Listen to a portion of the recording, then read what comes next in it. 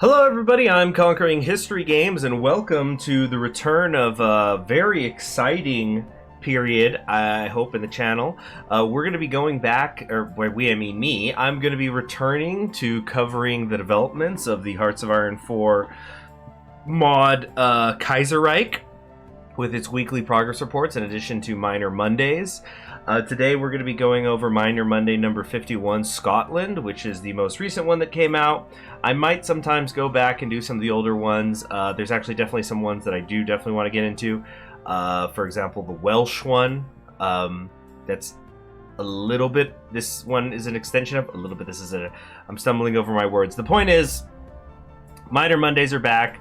Kaiserreich progress reports are back. Look forward to seeing these every week. They'll probably be more than once a week for a little bit while I try to cover some that are in the backlog but have not been released yet.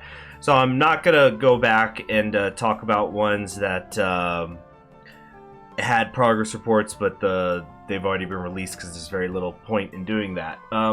Anyway, even though this is called Minor Monday, it's actually quite a big report, so let's get into it. And I just would like to say that I would really appreciate it if you shared this around in the various Kaiserreich communities online.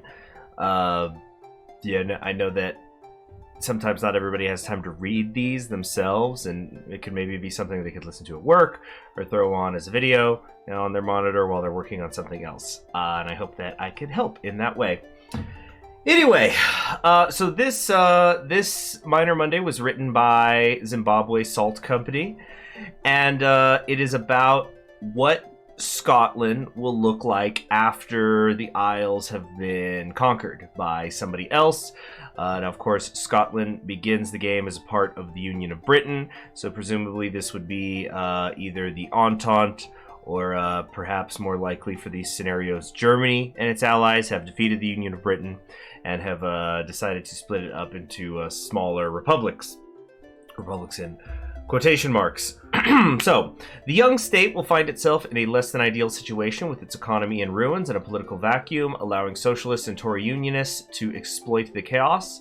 Owing to a lack of cohesive, moderate national force on the ground, military forces in Scotland have opted to set up a rudimentary provisional government staffed by collaborationist elements, and they've got work cut out for them. So they're going to start with 4 national spirits in this situation where an authoritarian democratic regime is what released them. So again, that would probably be Germany. Fledgling state, much of the population is supportive of the old syndicalist orthodoxy, leaving our more moderate government on precarious, moderate in quotation marks. A lot of the scare quotes in this. New benefactors can prop us up for now. Their help can't go on forever, so that's going to hurt your political power gain and stability. You're going to start with dealing with the unionist question of people who want to restore the United Kingdom. That's going to also hurt your political power gain as well as your war support. There's an economic breakdown because of the combination of the war and occupation, which is going to hurt your construction speed. It's going to increase your consumer good factories, which is presumably Scotland's going to have some repairs going on, so that's going to hurt you there. Production efficiency base will be down as well. There's also a disorganized army that is under-equipped, poorly staffed, and mostly comprised of old home guard units, so you got to build a proper one from scratch. So that's hurting your army in various ways. Now, there's a few different types of Scotland that can end up being released, and so Zimbabwe here, it kind of goes through them bit by bit. First one being, there we go. The first one being Authoritarian Scotland, which can be released if a reactionary power ends up in charge. So Authoritarian Scotland is run by this man, Arthur Donaldson, and the Scottish Freedom Committee, in quotations, which is a really small political body, but they're pro-collaborationist, and they're trying to say that their gimmick is that they're going to say we're non-partisan, we just want to be independent and free. But yeah, it's really just Donaldson's show. And they actually might try to genuinely secure an independent Scotland separate from whoever is their overlord. Again, we'll pretend that it's Germany in this. So they're going to use martial law, they're going to be repressive, they're going to be anti-syndicalist, it's going to be an authoritarian police state, but economically they will stay kind of left-wing and go for a mixed economy and public welfare. Incidentally, in real life, Arthur Donaldson, depending on when it happens, let's say 1940, which actually would be kind of early for the war to end. But you see, in 1940, he'd be 39, so he's a younger guy, especially compared to some of the other ones we're going to be looking at. But in real life, he really was the leader of the Scottish National Party for most of the 1960s. He was actually arrested during World War II in our timeline for alleged subversive activities. Basically, the rumor was that if Germany managed to successfully invade and take over the United Kingdom, he would set up a puppet government, at least in Scotland, in the same way that Quisling did in Norway. As far as I know, there was never any hard evidence to that, but I'm honestly not an expert, so I couldn't say for sure. Anyway, this is his tree, where he would maintain the state of emergency. So, obviously, we can't see the tooltips here. We don't know the exact details, but there's the towards a social republic. So, yeah, he's going to nationalize industry, left-wing thinking right here. But there's, Internment and Sedition Act, controlling the press, founding the Scottish Citizens' Wash. Like, obviously, these are measures that are going to be taken against the remaining syndicalist elements and radical socialist elements that exist in Scotland. But if a democratic power ends up in charge, there's going to be the political body is going to be more broad than just the nationalists. You'll have also the NPS and the NSP who are more liberally minded. So the SNP could win, but be democratic, and so Donaldson, who we were just talking about, will still be the president, but this time it's going to be a democratic system, but just with like little hints of authoritarianism. And you also notice here this nationalizing of the industry public works schemes. This matches the other one part of the tree that we just saw. So probably this is something like with the Pacific states or a lot of other democratic nations in Kaiserreich that can you could switch parties from election to election, and they kind of have a shared tree. So this nationalization, the authoritarian tree would be over here on the right, and this is something that's a shared section of their tree. That's what seems pretty clear to me. But I notice you can either recruit or suppress the unionists. So we've got here supporting Scottish cultural programs. Church reconciliation, more of a focus on creating the Scottish independent identity instead of suppressing the syndicalists necessarily. But you can have John McCormick of the NPS or Roland Murhead win that, and then they're going to go further left-leaning than Arnold would. So really quick information about John McCormick. John McCormick was in real life a big-time home rule kind of guy. Actually, he was about the same age as Arnold. Anyway, he was somebody who kind of flirted with the right a little bit. And then over here, we got Roland Murhead. I think this is him. Who was, again, further left, anti-conscription during World War II. Actually was a pacifist during World War I. That's why he left the Liberal Party at the time. Ended up becoming a member of the Independent Labour Party before he joined the Scottish National Party, where he was the on the left wing of things.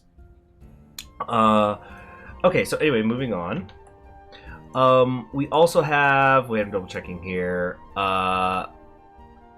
So if you pursue civic nationalism enough and get the economy going, you'll eventually deal with issues of the Scottish legal system, and the president apparently becomes just like a figurehead more than a person of actual power. So you could then end up with President Compton Mackenzie, who is a really complicated guy in terms of his life story, so I certainly can't go into all of it right now. But he was a writer. He was a member of the intelligence agencies for the United Kingdom back in... Did you guys hear that beeping? In World War I. There ended up being a lawsuit in the 30s when he wrote a book called Greek Memories, which was about his time in the British intelligence and the Royal Marines as a captain. Like, he was at Gallipoli, he was in Greece, he was doing a lot of different stuff, and basically he puts out this book, and the lawsuit was that allegedly he was quoting from files that were still supposed to be like top secret. But he was also a historian, wrote tons and tons of history books.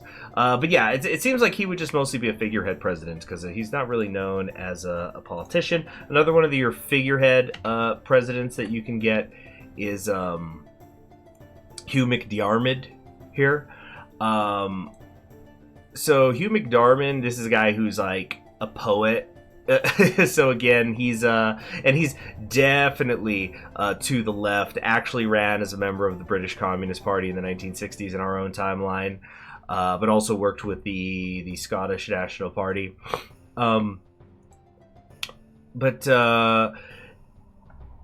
Yeah, no matter what you do, whether you go to the right or the left, you're going to have to figure out what you're going to do with the Unionists. So this is the left Democratic 3 here. So as you can see, yeah, recruit or suppress. It's definitely a shared tree.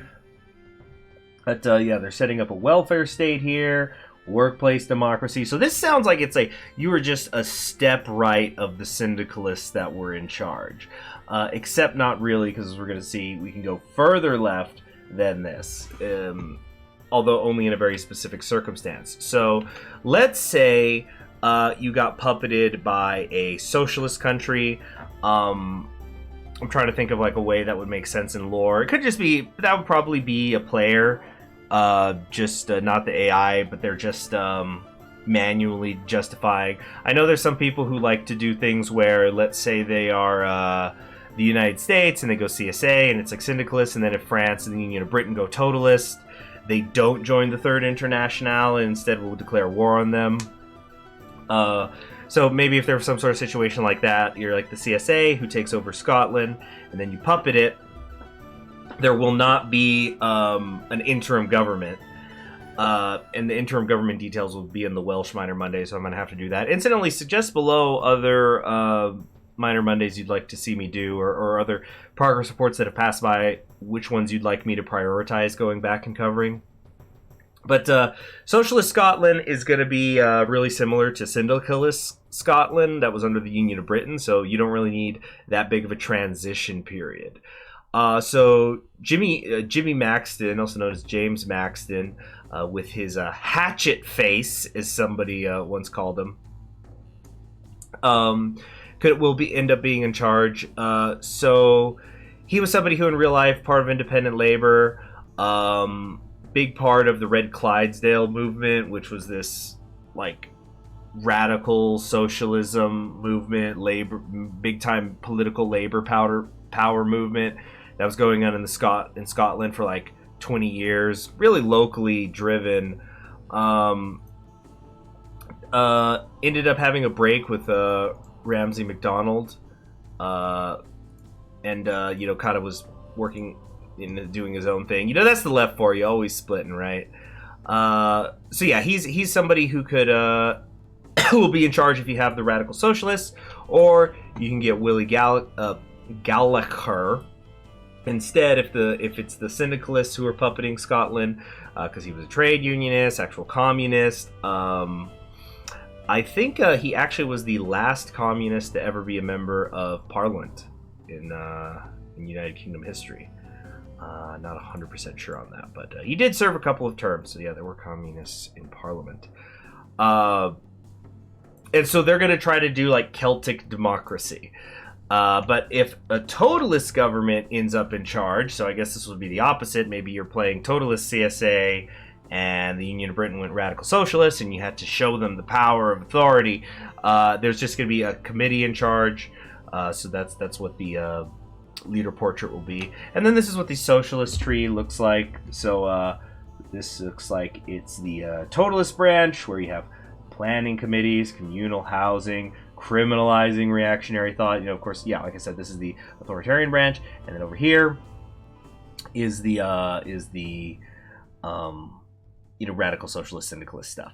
I was noticing here there is pragmatic collaboration with the Union of Britain flag. So I don't know. Like, I guess this implies that there's some sort of scenario where the Union of Britain is now the Union of England or something, and you're creating a reluctant alliance with them, or I'm not sure. But there's the factory councils, classic syndicalism.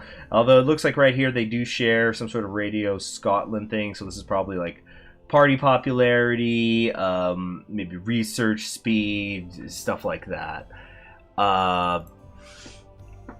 So let's talk about the army. You are going to get commanders in the Scottish Provisional Army, which is not going to be very strong apparently. So like functionally, you're going to have to start from square one.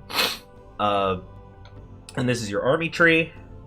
So yeah, as I was saying here, invite foreign advisors versus recruit Republican officers. I wonder if this is going to be determined by what political branch you are, or if it's something like in Hearts of Iron 4 The New Order, when you're reuniting Russia, you'll often get those pop-ups where it's saying, okay, you just conquered a warlord nation that has a different political belief than you. Do you want to take their generals, though, because it's nice to have generals, or do you want to reject them politically?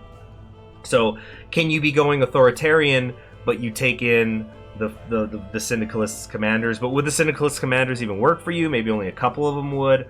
I'm not entirely sure. Same thing here with, like, I noticed there's mandatory enlistment and then establishing joint war council. We talked about how, like, some of these political leaders, these are people who on our own timelines were pacifists, or at least even during World War II were against conscription. So is what political power, like, is your political path going to determine that? I don't know. We'll have to go see.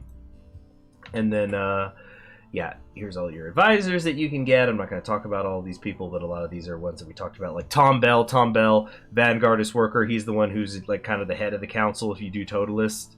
But like there's Hugh McDermott, who we talked about. There's John McCormick, etc.